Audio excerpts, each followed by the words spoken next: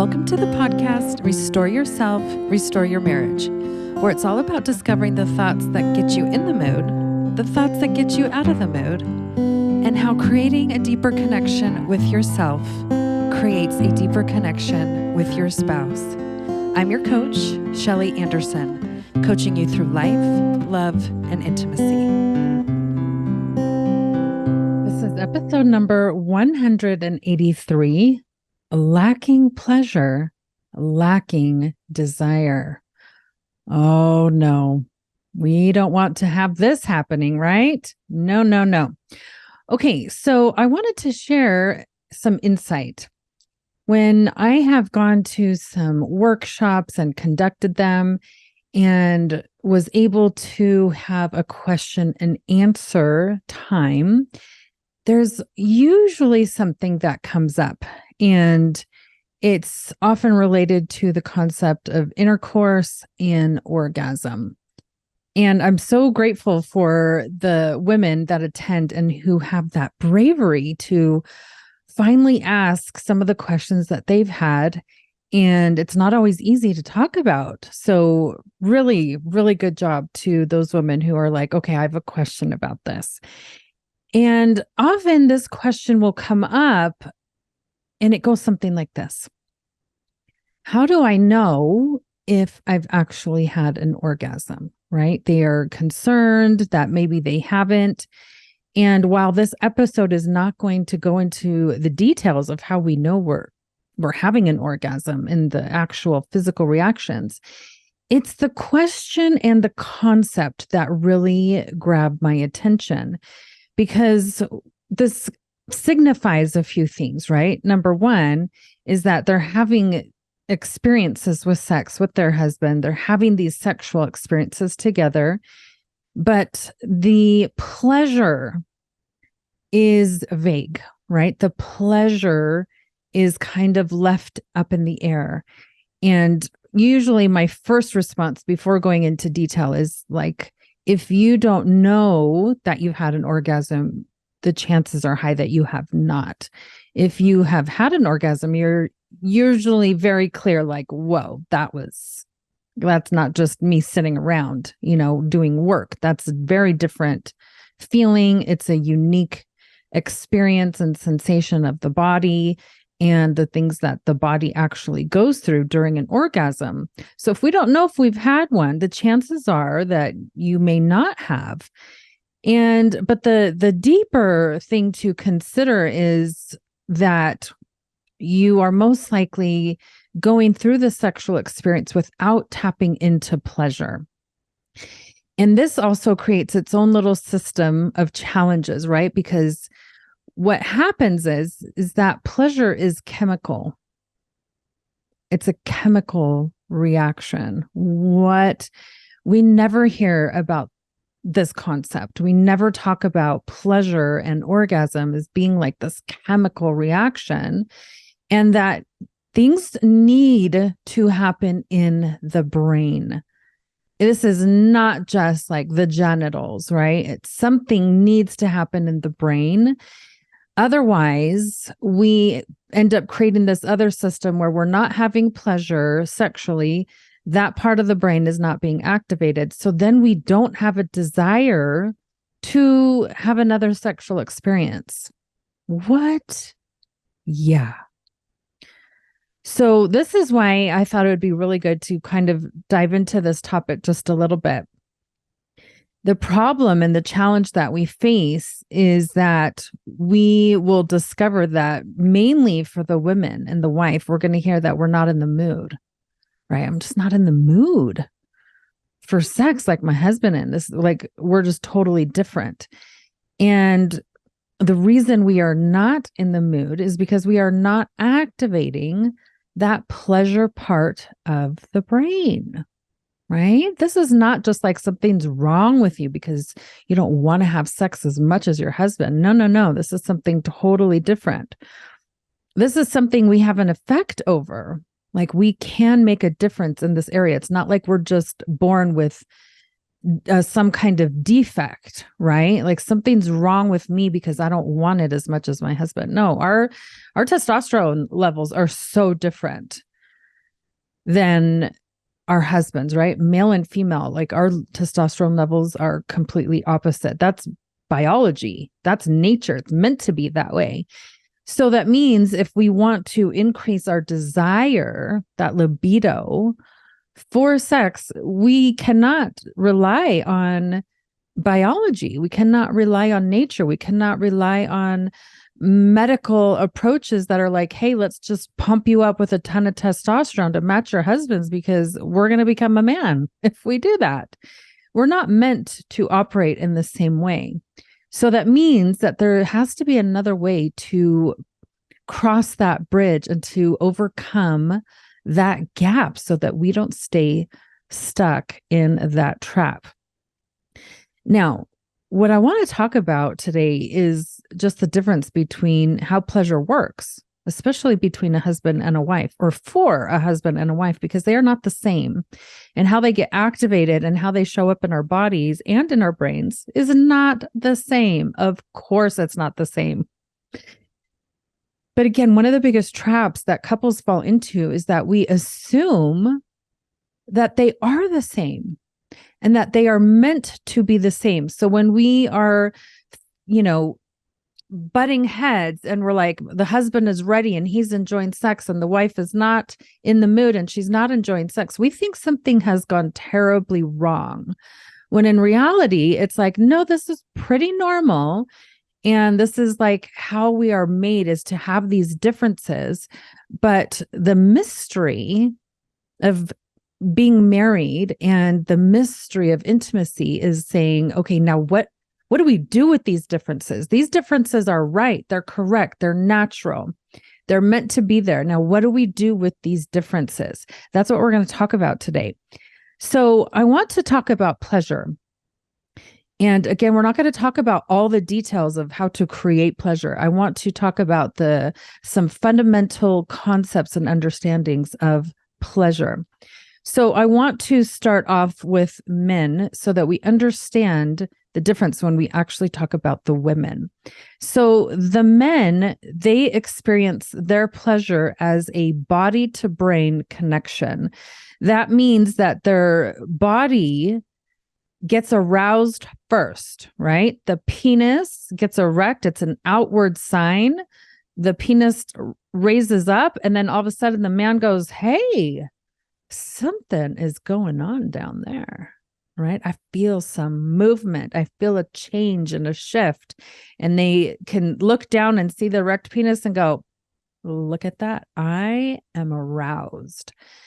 And their arousal system is spontaneous. That means anything can trigger the penis to become erect. It doesn't even have to be sexual.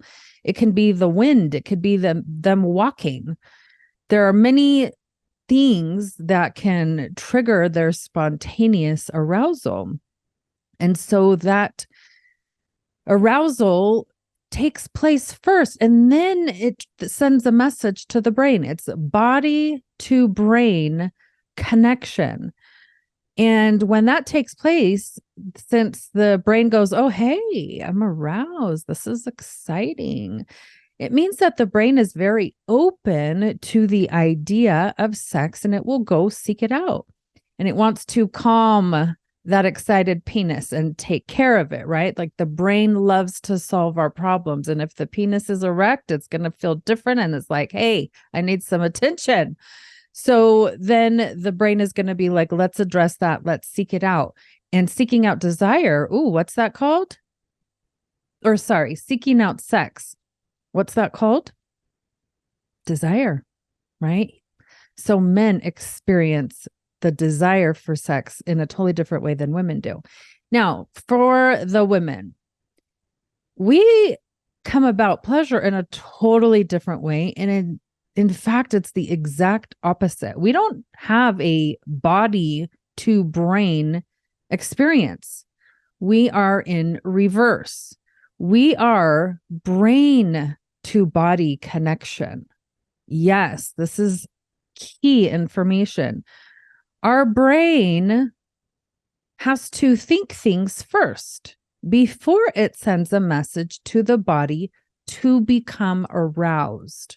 So that means that for women, our thoughts about ourselves, about our spouse, about our circumstances, and about sex in the brain, these thoughts that are taking place in the brain, that's what sends the message to our body, to the genitals, right?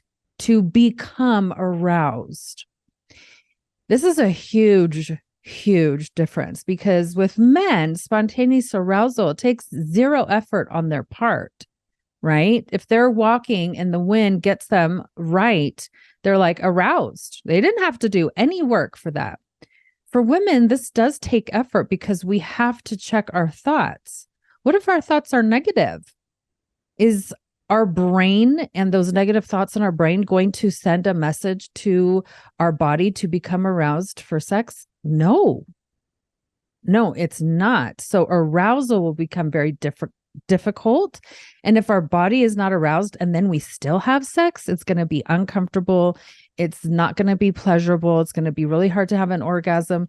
And so we will not have that connection. We will not feel pleasure. So we will not want to return for more because we're like, well, that kind of sucked. So the thoughts in a woman's brain are vital. The thoughts in our brain will tell our body, hey, either get ready for sex or do not get ready for sex. It's going to send one of those two messages.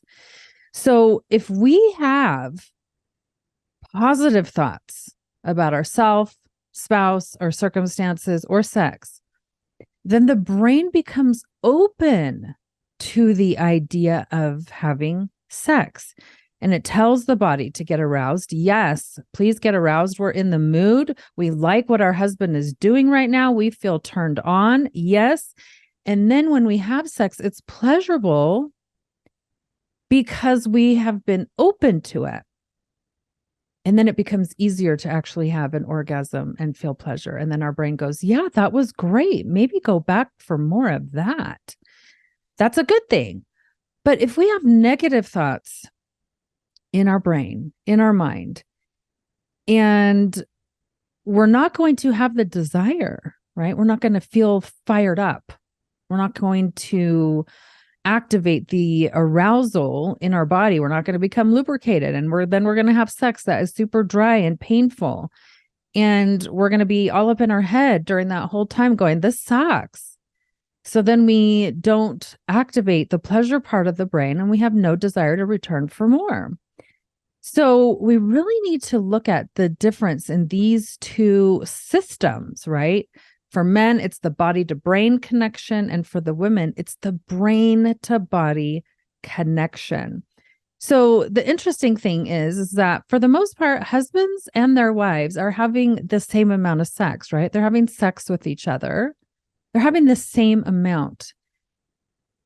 But the men are having much more pleasure than the women. So of course, their desire to come back for more is going to be higher than their wife. So this is probably not the best thing, right? If men are having all the pleasure from sex and their wife is not, but we can correct this, right? This is nobody's fault. This is not the husband's fault. We need to make sure that we are thinking about this correctly. In fact, there's no fault. Right? We don't need to assign any fault at all. This is not a fault issue. This is just a lack of clear information issue. It's a lack of knowing these different types of connections and how involved the brain and our thoughts actually are. It's just a lack of information, and now we're getting it. So we can make these little adjustments. So let's do that. Let's make a little bit of some adjustments here. Okay. Now we have to make sure that the brain is on board for the women, right? We have to do this. And this is something we totally have control over. So that is the good thing. So what is a couple supposed to do, right? With this information? Because the world does not clearly give us this information. This is why so many couples struggle. A lot of times out in the world, we get a one-sided point of view. We either get like the porn and everything is fast, hot, and heavy, arousal and it's supposed to be that way, or we get the rom-com side where everything is very romantic, it's very drawn out, we hardly see the sexual side. And so we have men growing up with one style of arousal being portrayed to them, and then female being also taught one style of arousal, and that's what they grow up in thinking. And we rarely see like, hey, these two need to work together and they're different, and that's okay, right? So what do we need to do? We need to look at where the effort is needed, right? Men's arousal system is easy.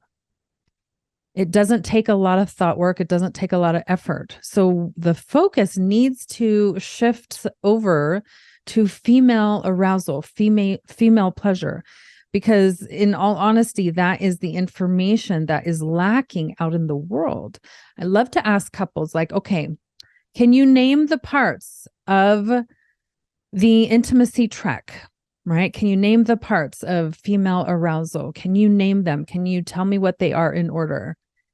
Blank stares, right? Women can't do this for themselves, and men can't do this and name these concepts about their wife. So we have both husbands and wives that are lacking this information, and that's not anybody's fault, right? That's just what is missing out in the world. So we need to make sure that we actually say, hey, let's pay attention to what is going to move the needle. And since most of the information about female arousal out in the world is confusing and lacking, that is where we need to spend our time and attention. So we need to focus on the female brain to body connection for pleasure. This means we really need to pay closer attention to the thoughts that are taking place in women, in the wife.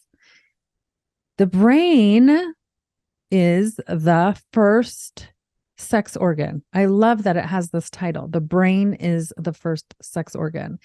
For the husbands listening to this, if you want to improve sex, pay attention to your wife's thoughts. Right? Don't pay attention to her boobs and her butt and the clitoris. Like those are not the first. Neither of those are the first sex organ. Her brain is, her thoughts. That is the first sex organ. That deserves our attention first. Yes, this is important. So in reality, a woman's thoughts are the first sex organ. Are we paying attention to a woman's thoughts? Because that is where all the magic is going to be happening, right? So we need to activate certain parts of the brain in order to create a desire for more pleasure.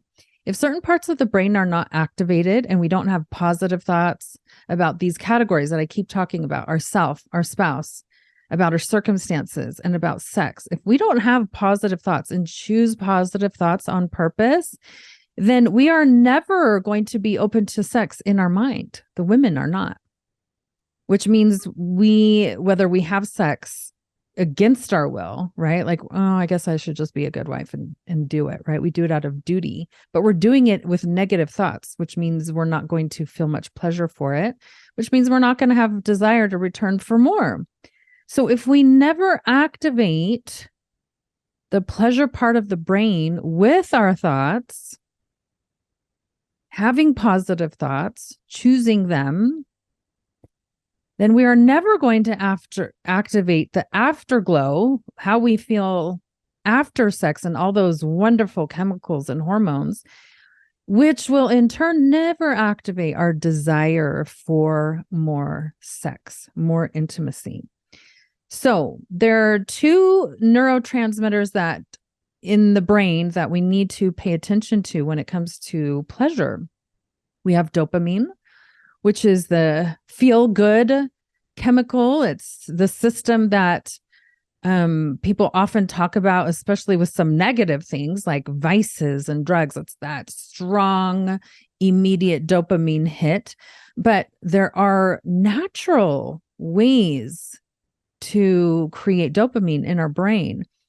And we need to remember that our brains are actually designed to be rewarded for life-preserving activities. And sex is one of those, right? Because we are meant to repopulate the earth. We're meant to create other human beings so that we don't become extinct. So our brain is actually meant to reward us with dopamine when we are having sex. So if we're not feeling happy after we have sex, that means something in the system has gone awry or we haven't activated yet. And that's usually what has happened for the women. We haven't activated that part of our brain through our thoughts. That's what we need to pay attention to.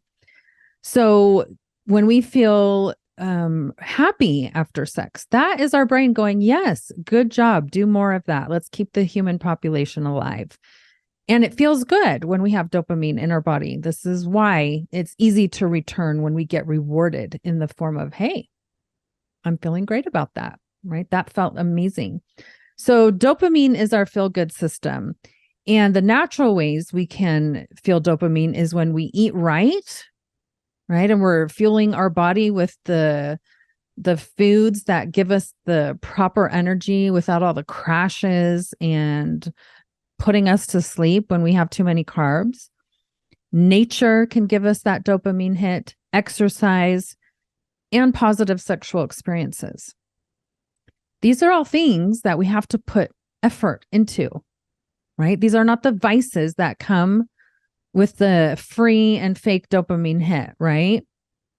That we don't have to put hardly any effort into. That's why people become so addicted. Is like, oh, I didn't have to put much effort into that and I feel amazing. That's why that cycle just repeats, because it's easy.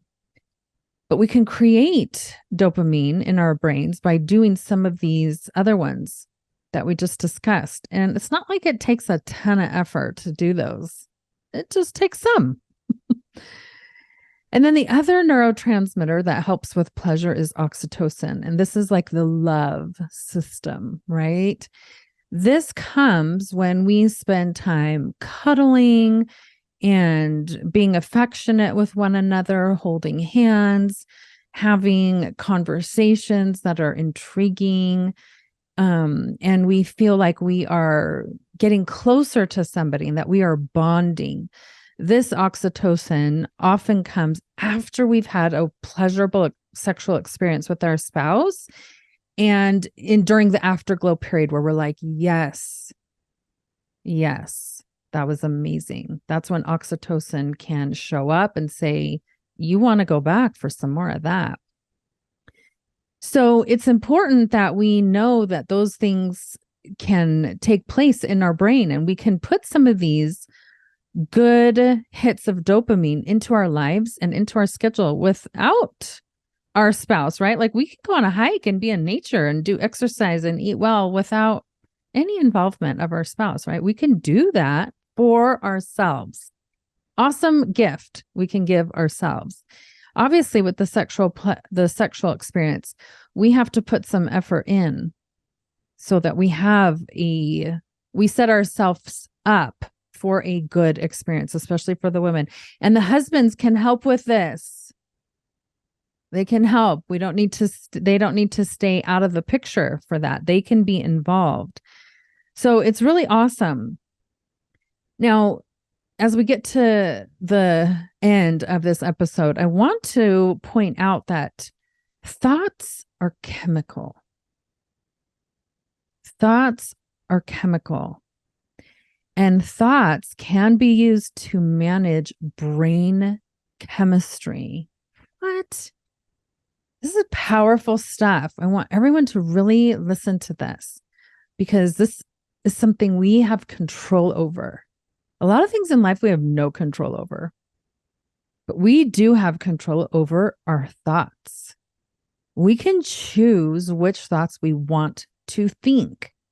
We can choose thoughts that are beneficial and serving on purpose. We can choose those thoughts. So our thoughts can either ignite the neurotransmitters of dopamine and oxytocin, or our thoughts can squelch them. Whoa. Yeah, this is so powerful. Our thoughts can either ignite these neurotransmitters or squelch them. This is how powerful our thoughts are. The women's thoughts, because we have a brain to body connection and arousal system, become even more powerful. A wife's thoughts are extremely chemical. What?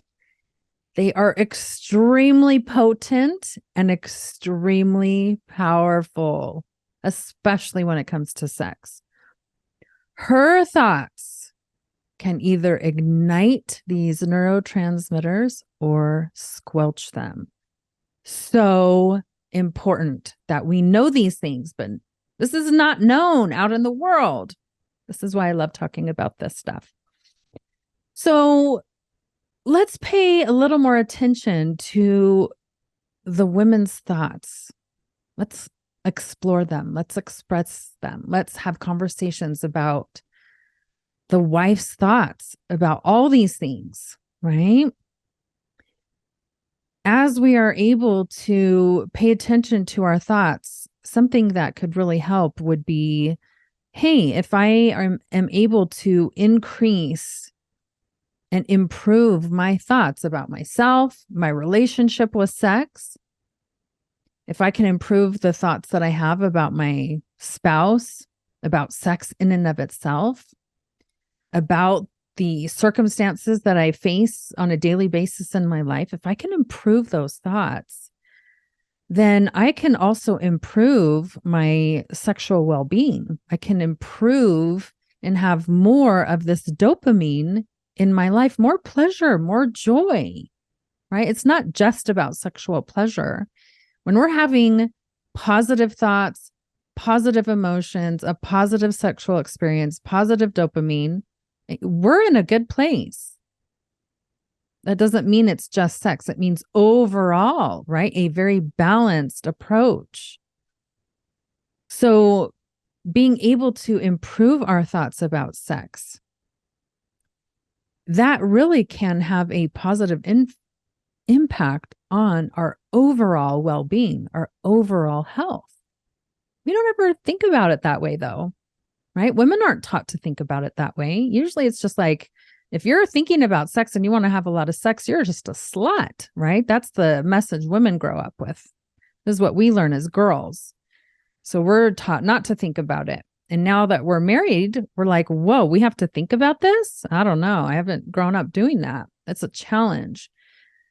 But we have permission to do that as married women. And this is the time that is created to actually pay attention to this side of ourselves and to actually challenge our thoughts and to choose thoughts that we like and that benefit us and the relationship, the marriage.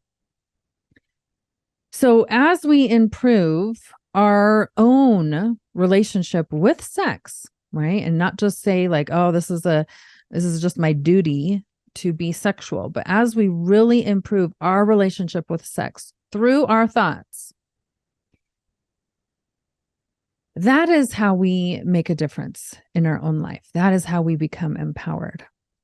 That is how we start to really enjoy our lives more and not feel so driven by duty and then feel depressed about it. For the husbands out there, I hope this would be an invitation for you to actually have some interesting conversations with your wife and ask her questions about what her thoughts are about sex, right? We don't need to always be talking about the frequency and the positions, but her real thoughts about it, what she thought about it growing up, what she thought about it during transitioning from being single to being married, because there's a transition there. And what she thinks about it now that she has been married. Ask her thoughts about it. See what her brain is doing so you understand the chemistry there. that's either taking place and getting ignited or getting squelched. This can be a very exciting activity, right? Exciting conversations. We have to make sure that these conversations don't create expectations. Conversations about sex do not create expectations about sex, right? That, oh, we've talked about it, so now it has to happen. No, it's just conversation, right? This is the foundation of intimacy, is to be able to make these things, these parts about ourselves known to our spouse. And sometimes that means that we need to share some of our thoughts, even when they're negative, about sex with our spouse. So let's see if this next week we can put a little effort more onto the thoughts that are behind sex and have some conversations about them and see if that allows us to feel a little bit closer as we start to express our process.